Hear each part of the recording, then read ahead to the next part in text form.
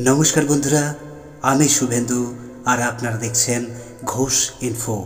अवश्यई चैनलটিকে subscribe করে রাখবেন ও share ও like করতে ভুলবেন না।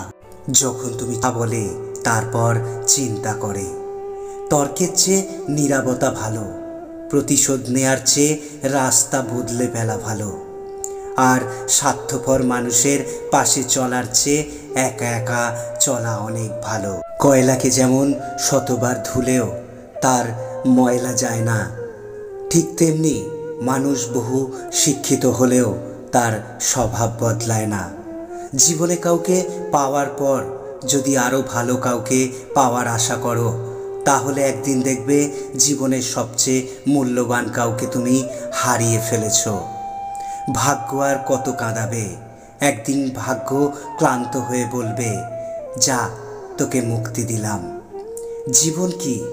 জীবন আর ভালোবাসা বুঝতে আমাদের তিনটি স্থানে যেতে হবে। 1 হাসপাতাল, 2 কবরস্থান বা শ্মশান এবং 3 কারাগার। হাসপাতালে গেলে আপনি বুঝতে পারবেন সুস্থতা ছাড়া আর কিছুই সুন্দর নয়। কারাগারে গেলে বুঝতে পারবেন স্বাধীনতার চেয়ে মূল্যবান জিনিস আর কিছু নেই। কবরস্থান বা শ্মশানে গেলে আপনি বুঝতে পারবেন জীবনের কোনো মূল্য নেই। নিজের হতাশার জন্য অন্য কাউকে কখনো দায়ী করবেন না, বরং নিজেকে দায়ী করুন অন্যের থেকে অতিরিক্ত আশা করার জন্য।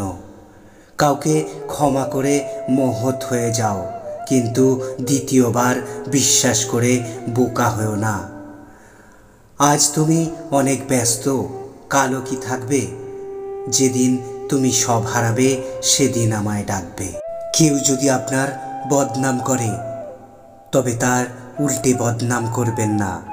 নিজেকে এমনভাবে গড়ে মানিয়ে নেয়া, পজিটিভ চিন্তাধারা, অতিরিক্ত প্রত্যাশা না করা, কাউকে আঘাত না করা।